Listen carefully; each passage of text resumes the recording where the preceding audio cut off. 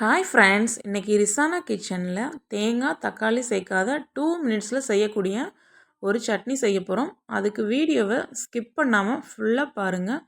இப்போ தான் first time பார்க்குறீங்கன்னா நம்ம சேனலை சப்ஸ்கிரைப் பண்ணிவிட்டு பாருங்கள். ஒரு மிக்ஸி ஜார் எடுத்துக்கோங்க.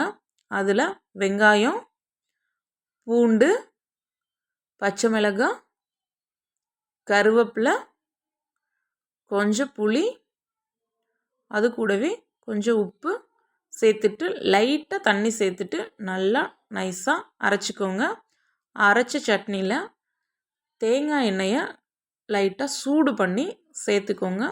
விருப்பப்படுறவங்க அதுலேயே கடுகு உளுந்து பருப்பு சேர்த்து நல்லா வெடிக்க விட்டு சேர்த்துக்கலாம், வாசனையாக இருக்கும். நான் கடுகு உளுந்து பருப்பு சேர்த்துட்டு வெடிக்க வச்சுட்டு சேர்த்துக்கிட்டேன். இந்த சட்னி இட்லி, தோசை, சப்பாத்தி கூட சாப்பிட்றதுக்கு சூப்பராக இருக்கும்.